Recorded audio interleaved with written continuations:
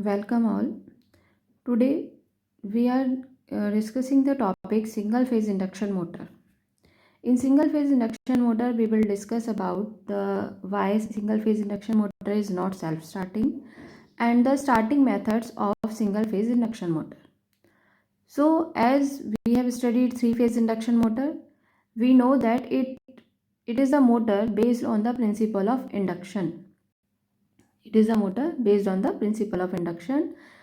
In single phase induction motor is using the single phase supply. So in our home appliances where many appliances are used, many fans, induction fan हो गया, juicer mixer, grinder, washing machine, pumps, water pumps, these all are the motor and all are of single phase type. So these motors are single phase type. So it is called single phase induction. It is not only, it is only the single phase induction motor. Okay, single phase induction motor is not self starting. We can see the example. If we are not knowing any theory and practicals, then we always see that in our fan, in our any appliances, then condenser is required for the for this motor to run. So condenser is required. So what is the condenser here, what is the condenser here doing? So we can easily know that thing by reading this lecture. Firstly, we have to know that single phase induction motor is not self starting. Why? Single phase induction motor is not self starting because in induction motor there is a flux. We know that there is a flux phi m. If phi m is having two components, one is clockwise component, one is anti-clockwise component. Whether it is having two components, if one is forward component, we can say one is backward component. So what we are doing, we are dividing flux into two similar components, phi 1. If we are having phi 1 m the component, or we can say phi m the component, then we can divide it into phi m by 2, phi m by 2 at same angles. So a one angle, one flux will be forward flux, other flux will be backward flux, and its resultant flux, we can say that one is positive side, one is negative side. If we are having the average, then it will be 0. If you are having this type of flux, positive negative, then phi alternating in nature, so phi both side, if we are having same magnitude phi m, there is phi m, and this is angle 180 degree and this is 360 degree, then obviously we have resultant flux will be 0 if it is alternating in nature.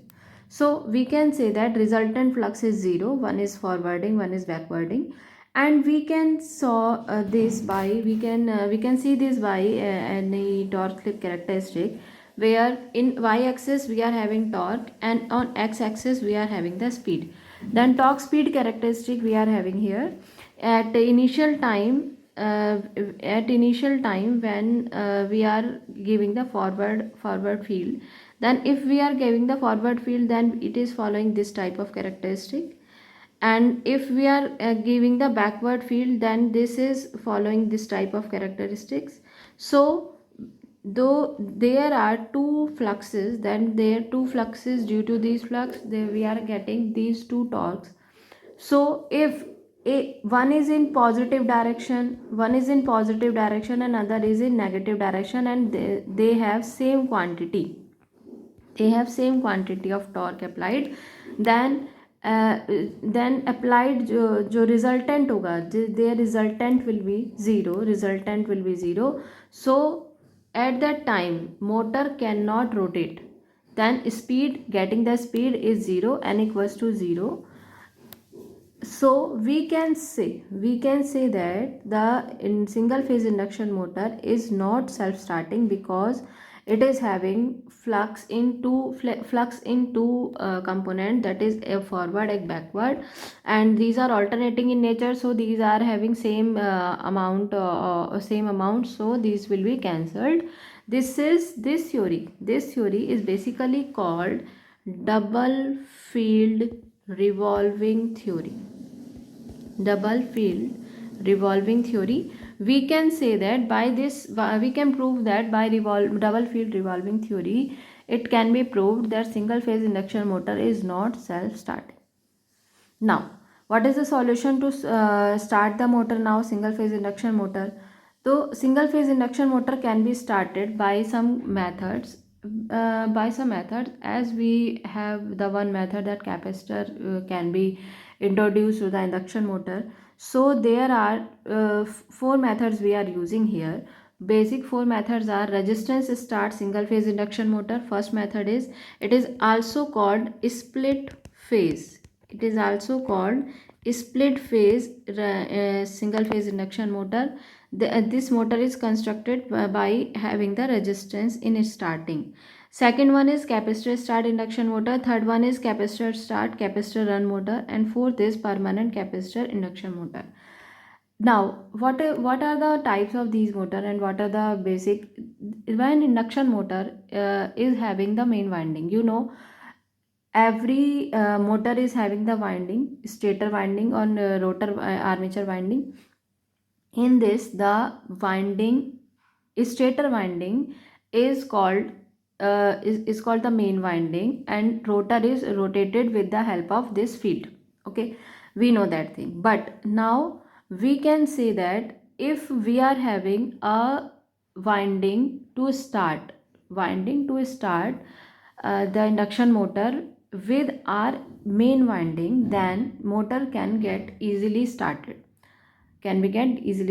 So these are two windings in any single phase induction motor. We have to provide two windings. One is the main winding that is having the on the stator side, but in stator winding, we will connect a winding in parallel with the stator winding. So first is rotor start single phase or split phase induction motor. There is now we are getting the theory that two windings are there, main winding and auxiliary winding. Main winding is your running winding, that is your common winding.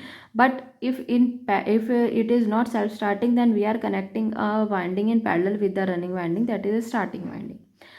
One theory is common for all these type of motor. We can say these points will be same for all four types of motor, whether it is resistance type, capacitor type, capacitor start type, capacitor run type, or permanent capacitor type. So firstly, we are discussing the point. What is the point there? Running winding is highly inductive. We have the running winding you can say running winding is your main winding of motor, or obviously winding has the more inductive part, so more reactance, so then xm will be more greater than rm. Auxiliary winding is highly resistive, so its resistance, this will be xa. So highly resistive, that means auxiliary winding should have ra very greater than xa.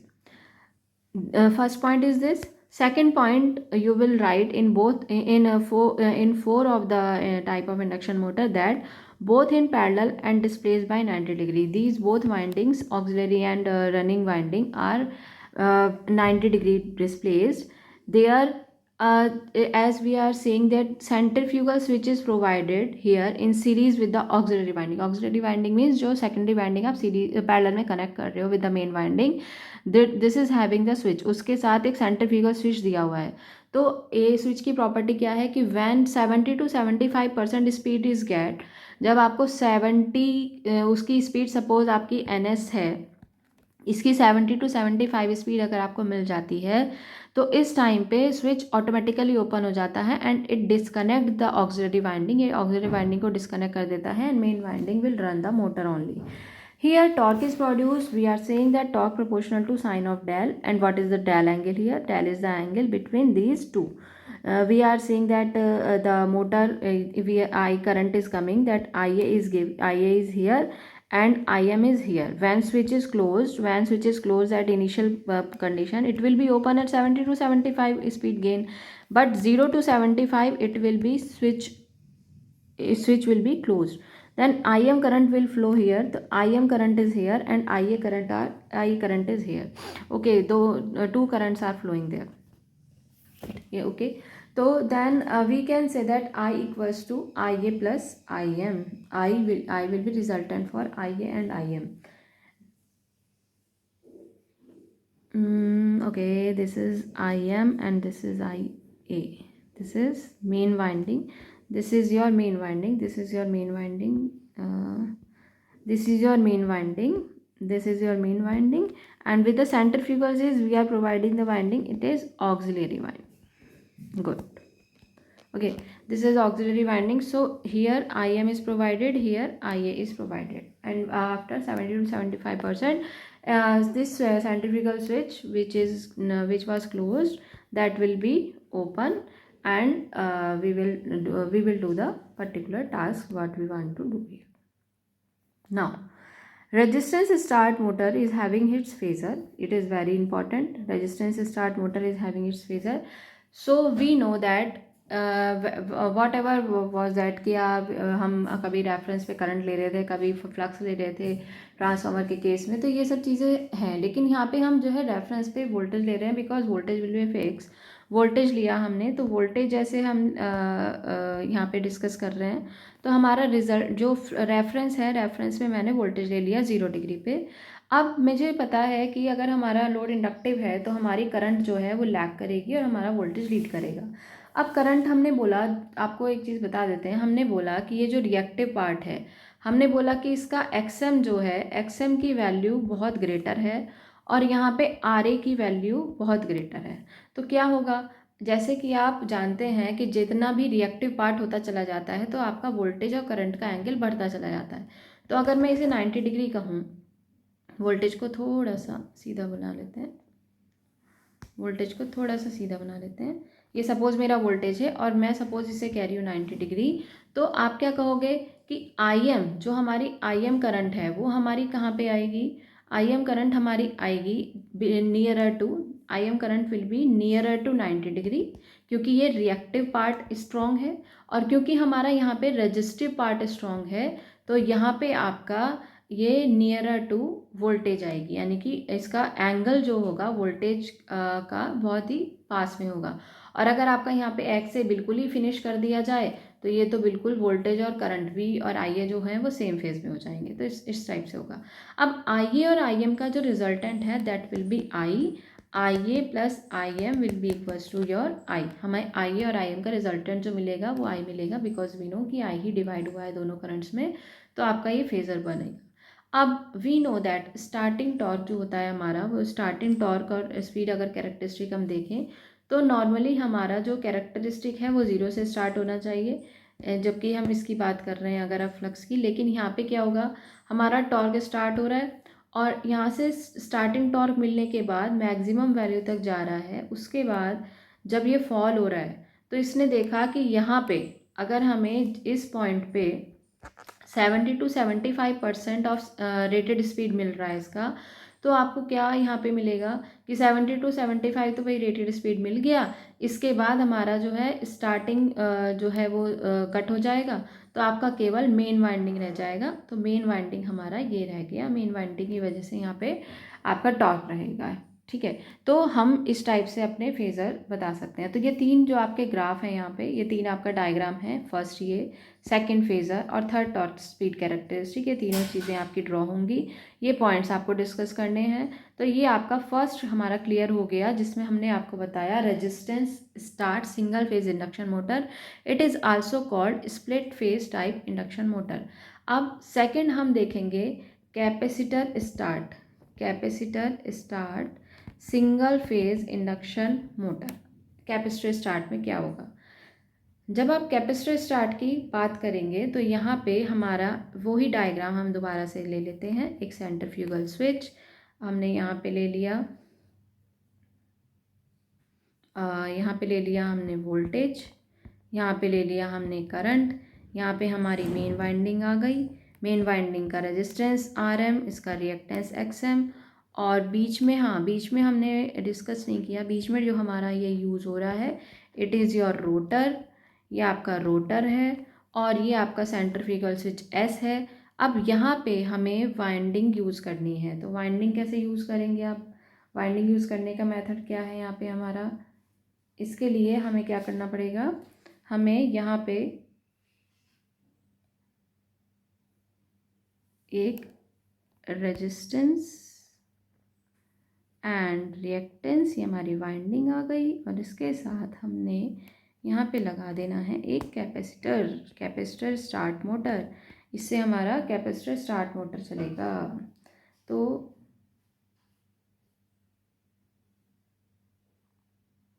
ये हमारा हो गया capacitor start motor. अब capacitor start motor के लिए क्या होगा, capacitor start motor के लिए हम कह रहे हैं कि हमारा नॉर्मली ये रोटर है, इस टाइप से दिया हुआ है। अब हमने कैपेसिटर दे दिया, तो ये वाली वाइंडिंग आपकी कौन सी वाइंडिंग थी, ये थी मेन वाइंडिंग, और ये थी हमारी स्टार्टिंग वाइंडिंग। ठीक है, सॉरी, हाँ, स्टार्टिंग वाइंडिंग या auxiliary winding we can say, इसको ऑक्सिलरी या स्टार्टिंग वाइंडिंग बोलेंगे। तो इसके साथ अगर हमने कैपेसिटर प्रोवाइड कर दिया तो ये आपका ये बन गया।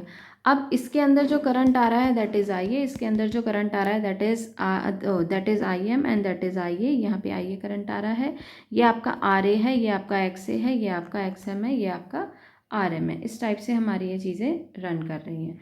अब हम अगर आगे देखें तो हमारा आता है दूसरी चीज़, वही चीज़ें कॉमन है, जैसे कि आपको बताया था कि एक्स एम और आर एम आपका मेन है, और यहाँ पे आपका आर ए और एक्स जो है ऑक्सिलरी है। कैपेसिटर आप यहाँ पे यूज़ कर रहे हैं इसके साथ, ये आपका रोटर हो गया। ओके, अब हम अगर आगे देखेंगे तो हमारा आ जाएगा फेज़र। फेज़र के लिए क्या होगा, अभी तक मैंने आपको बताया वोल्टेज। अब हमारा रिएक्टिव पार्ट कौन सा है इनमें से, हमारा रिएक्टिव पार्ट है मेन वाइंडिंग का, तो हमारी करंट यहाँ आ जाएगी।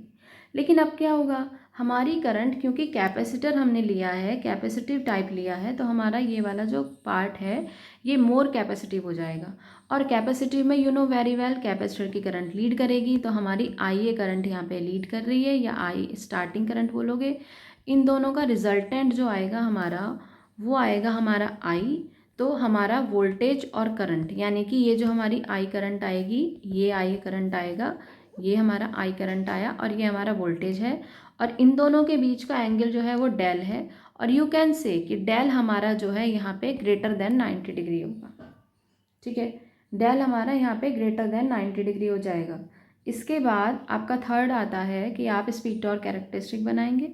जब स्पीड टॉर्क कैरेक्टरिस्टिक बनाएंगे तो यू नो वेरी वेल कि पहले आपका मेन वाइंडिंग की वजह से होगा, और फिर आपका ये मेन प्लस ऑक्सिलरी की वजह से होगा, और इसके बाद आपका केवल मेन वाइंडिंग की वजह से रह जाएगा।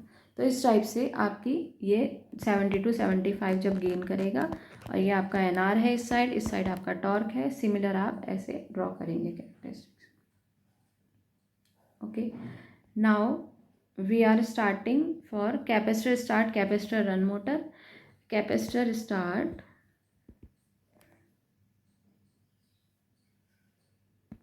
Capacitor start, capacitor run motor. अब ये क्या कह रहा है, capacitor start capacitor run motor आपसे क्या कह रहा है, इसमें हमें क्या करना पड़ता है, कैपेसिटर ही स्टार्टिंग में और कैपेसिटर हमारा रनिंग में। अब इसको कैसे आप डिस्कस कर सकते हैं, फिर से वही डायग्राम बनाइए और वो पॉइंट्स लिख दीजिए। क्या क्या पॉइंट्स आप दोबारा से रिवाइज करेंगे। हमारा पहला पॉइंट हम रिवाइज करेंगे, तो हम अगर देखें तो हमारा कि हमारी दो वाइंडिंग्स यूज़ हो रही हैं। व्हाट इज़ द वाइंडिंग्स, एक हमारी मेन वाइंडिंग यूज़ हो रही है, और एक हमारी यहाँ पे ऑक्सिलरी वाइंडिंग यूज़ हो रही है। ठीक है, ऑक्सिलरी वाइंडिंग यूज़ हो रही है, मेन वाइंडिंग यूज़ हो रही है। अब हमें यहाँ पे बीच में रोटर डिज़ाइन कर देना है, और ये दोनों वाइंडिंग्स, मेन वाइंडिंग और ऑक्सिलरी वाइंडिंग हमारी 90 डिग्री डिस्प्लेस्ड हैं। उसके बाद हम लिखेंगे कि हमारा जो ऑक्सिलरी वाइंडिंग और मेन वाइंडिंग दोनों यूज़ हो रही हैं, तो मेन वाइंडिंग में हमारा एक्स एम ग्रेटर होगा आर एम से, और इसमें हमारा R A very very very very greater होगा, मतलब ये भी वेरी वेरी ग्रेटर है, और ये वेरी वेरी ग्रेटर होगा एक्स ए थे। तो ये हमारी वाइंडिंग है। यहाँ पे we are providing a centrifugal switch. यहाँ पे आप बता दोगे कि हमने एक सेंट्रीफ्यूगल स्विच प्रोवाइड किया है। अब हम देखते हैं capacitor start capacitor run motor. इसमें क्या होगा, जैसे हमने ये लगा दिया, अब ये स्विच प्रोवाइड करने का इसमें एक मेथड आएगा। अब देखते हैं, यहाँ पे हमारा कैपेसिटर स्टार्ट कैपेसिटर रन है, यानी कि आपको दो कैपेसिटर प्रोवाइड कराने पड़ेंगे। एक आपका कैपेसिटर रन, जहाँ पे भी रन का मतलब आए यू शुड नो कि रन हमारा all the time it will be connected. बस यहाँ पे थोड़ा सा चेंज आ गया कि ये आपका कैपेसिटर स्टार्ट जो है, कैपेसिटर स्टार्ट के लिए we will provide a switch. हम कैपेसिटर स्टार्ट के लिए यहाँ पे एक स्विच प्रोवाइड करेंगे और ये आपका कहलाएगा स्टार्टिंग कैपेसिटर, ये आपका कहलाएगा रनिंग कैपेसिटर। और इसको जो नेमिंग कर देते हैं इसकी, ये हमारा कहलाएगा एक्स से, ये हमारा कहलाएगा आर ए, ये हमारा कहलाएगा एक्स ए, ये हमारा रनिंग कैपेसिटर हो गया, हमारा स्टार्टिंग कैपेसिटर हो गया। This is your R M X M, this is your R M. Okay, ये यहाँ पे करंट आपका आई एम फ्लो कर रहा है और यहाँ पे करंट आपका आई ए फ्लो कर रहा है। अब यहाँ पे जो करंट आई ए ऑब्वियसली आपका ऑक्सिलरी में फ्लो करेगा, तो हम इसको यहाँ ना ड्रॉ करके वी विल ड्रॉ हियर, यहाँ पे हम आई ए करंट बना देते हैं। यहाँ पे हमारा ऑक्सिलरी में आई ए करंट फ्लो कर रहा है। अब ये जो दो कैपेसिटर हैं, हमारा एक capacitor all the time connected रहेगा, एक कैपेसिटर हमारा डिस्कनेक्ट हो जाएगा। इसे कहते हैं capacitor start, capacitor run motor. अब यहाँ पे क्या होगा, इसके केस में क्या करना है आपको, इसके केस में हमारा, अब हम क्या कर रहे हैं, फेज़र ड्रॉ करें। फेज़र ड्रॉ करें तो यहाँ पे वोल्टेज आ जाएगा, आपका वोल्टेज आएगा। ऑब्वियसली जो आपका रिएक्टिव पार्ट ज़्यादा है तो आई एम करंट आपका यहाँ आएगा, आई ए करंट आपका यहाँ आएगा। और आप जान रहे हैं कि अगर हमारे दो कैपेसिटर पैरेलल में कनेक्टेड हैं तो कैपेसिटेंस की वैल्यू क्या होगी, बहुत बहुत हायर होगी। इसीलिए यहाँ पे हमारा डेल अप्रॉक्सीमेट 90 डिग्री होगा और यहाँ पे हमारा जो डेल ले रहे हैं, यानी कि हमारे इन दोनों के बीच का जो एंगल डेल आएगा it will be greater than 90 degree, because highly capacitive होगा। जितना हाईली कैपेसिटिव होगा उतना ही आई ए का वैल्यू लीड करेगा। तो आई ए का वैल्यू आप थोड़ा सा और इसको डायग्राम को बना सकते हैं, डायग्राम को और थोड़ा सा बना सकते हैं। आप यहाँ पे कैसे, आप यहाँ पे बना सकते हैं इसको, यहाँ पे आई ए का वैल्यू और थोड़ा सा दिखा सकते हो आपको कैपेसिटिव दिखाने के लिए। तो यहाँ पे जो डेल का वैल्यू होगा वो greater than 90 degree you can take. तो अप्रॉक्सीमेट मतलब it should be equals to 90 degree but it will be greater than 90 degree because ये आपका कैपेसिटर है। तो ये तो स्टार्टिंग का फेज़र हो जाएगा। जब हमारा मेन वाइंडिंग रह जाएगा तो मेन वाइंडिंग में वही आपका पुराने ऊपर की तरह हो जाएगा, यहाँ पे आपका आई एम, लेकिन यहाँ पे जो आई ए आएगा तो वी कैन से कि डेल अप्रॉक्सीमेट आपका 90 डिग्री रह गया है। तो इस टाइप से आप ये वाली चीज़ें ड्रॉ कर सकते हैं। ये आपका कैसा होगा, ये आपका रनिंग कंडीशन में होगा, तो ये आपके फेज़र आएंगे। अब as usual you will draw the resultant current. तो आप अगर इसकी रिजल्टेंट करंट ड्रॉ करोगे तो आपकी रिजल्टेंट करंट अब कहाँ आनी चाहिए, ऊपर या नीचे। अब आपकी रिजल्टेंट करंट विल लीड, आपकी रिजल्टेंट करंट जो है ऊपर की साइड वोल्टेज और करंट के लिए मिलेगी। तो आपकी कैपेसिटर स्टार्ट, कैपेसिटर रन, डेल की ग्रेटर देन 90 लेकिन नहीं हम कर रहे हैं, तो हमारा जो करंट मिला वो हमें यहाँ पे मिल गया आई। तो वोल्टेज और करंट हमारा, तो इंडक्टिव है लोड, उसकी वजह से करंट हमारा लैग कर रहा है। Then fourth motor is your permanent capacitor motor. अभी तक तो हमने देखा कि एक कैपेसिटर जो है, यहाँ पे एक कैपेसिटर ऐसा भी है जो कि हमारा 70 to 75 गेन करने के बाद हट भी जाएगा। लेकिन अगर वी आर सेइंग कि परमानेंट कैपेसिटर मोटर ही है तब आप कैसे लेंगे। अब फोर्थ आता है आपका permanent capacitor single phase induction motor. अब इसमें कैसे लेंगे, इसमें आपका डायग्राम कैसे बनेगा, इसमें यहाँ पे आपका आर एम आएगा, एक्स एम आएगा, ओके, यहाँ पे आपका वोल्टेज आएगा, यहाँ पे आपका करंट आएगा। लेकिन इसके अंदर जैसे आई एम जा रहा है, यहाँ पे आपने रोटर बना दिया, ये आपके रोटर के कंडक्टर्स हो गए। लेकिन यहाँ पे क्या हुआ, जब आप वाइंडिंग बना रहे हो तो एक कैपेसिटर मेन आएगा, यहाँ पे आपकी वाइंडिंग आएगी जिसमें आपका आर ए और एक्स ए आएगा, ओके। और ये आपका कैपेसिटर आएगा, जो आपका किस टाइप का कैपेसिटर है, ये आपका परमानेंट कैपेसिटर हो गया। तो आप इसको सी एस सी आर कुछ भी बोल सकते हैं अब तो। और यहाँ पे हमारा करंट जो है आई ए फ्लो करेगा, यहाँ पे आई एम फ्लो करेगा। बस ये डायग्राम हो गया। डायग्राम के बाद वही सेम पॉइंट्स आएंगे, हमारी दो वाइंडिंग्स हैं, दो आपके 90 डिग्री पे पार्ट हैं, एक सेंट्रीफ्यूगल स्विच भी प्रोवाइड कर रहे हैं। मेन वाइंडिंग 70 to 75% अटेन करने पे centrifugal switch will be open and all. और यहाँ पे क्या होगा, आपका voltage I M and I A, और यहाँ पे जो डेल होगा वो अप्रॉक्सीमेट आपका 90 डिग्री होगा, ठीक है। और इसमें हमारा जो टॉर्क स्पीड कैरेक्टरिस्टिक आपको मिलेगा बहुत ही फाइन मिलेगा आपको, इस टाइप से फाइन कैरेक्टरिस्टिक मिलेगा जो कि आपका एनआर और टॉर्क का कैरेक्टरिस्टिक है।